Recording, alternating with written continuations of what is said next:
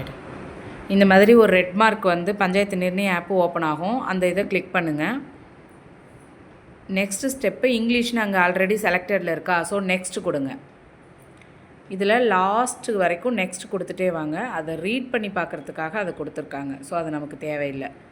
Next இப்போது gram panchayat secretary அப்படின்னு சொல்லி ஃபஸ்ட்டு பாயிண்ட் இருக்குது இல்லையா, தெரியுதுங்களா?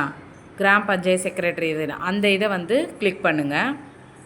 இப்போது நீங்கள் எந்த பஞ்சாயத்து லாகின் ஐடி, கிராமோட ஐடியே தான், அதே தான். ஸோ எந்த பஞ்சாயத்து செக்ரட்டரிக்கு நம்ம என்ட்ரி பண்ண பஞ்சாயத்துக்கு என்ட்ரி பண்ணுறோமோ அந்த பஞ்சாயத்து ஐடியை அந்த இடத்துல போட்டுட்டு பாஸ்வேர்டை டைப் பண்ணுங்கள். பஞ்சாயத்தோட ஐடி பாஸ்வேர்டை டைப் பண்ணி முடித்ததுக்கப்புறம் லாகின் பண்ணுங்கள். லாகின் பண்ணதுக்கப்புறம் இந்த மாதிரி போகுதுங்க இல்லையா, இதில் மீட்டிங் ஷெட்யூல்டு, அதாவது நியூ மீட்டிங், ஷெட்யூல்டு நியூ மீட்டிங்னு இருக்குது இல்லையா, அந்த ஆப்ஷனை 4வது ஆப்ஷன் அதை வந்து கிளிக் பண்ணுங்கள். கிளிக் பண்ணி டேட்டு செலக்ட் பண்ணணும். செலக்ட் டேட் ஆன் பண்ணிக்கோங்க.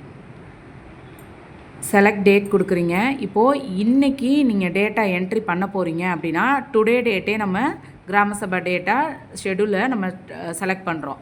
எடுத்து ஓகே கொடுக்குறீங்க. அதில் டைம் கேட்கும்.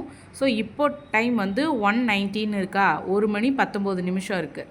ஸோ நம்ம என்ன பண்ண போகிறோன்னா 1 மணி 30 நிமிஷத்தில், ஏன்னா நமக்கு என்ட்ரி பண்ணி முடிக்கிறதுக்கு டைம் ஆகிடும். பிஎம்மா ஏஎம்மாங்கிறத கன்ஃபார்ம் செலக்ட் பண்ணணும், இல்லைன்னா எடுத்துக்காது. ஸோ 1:30 AM நான் ஷெட்யூல் டைம் வந்து மீட்டிங் ஷெட்யூல் டைமு கொடுக்குறேன். வென்யூ எங்கன்னா அதுவே நீங்கள் வந்து புக்கம்பட்டியோட ஐடி கிராம் ஐடி போட்டு வர்றதுனால அந்த என்ன பஞ்சாயத்தோ அதை வந்து அந்த இடத்துலவே காட்டிடும். சரிங்களா? ஸோ அது வந்து நீங்கள் செலக்ட் பண்ணி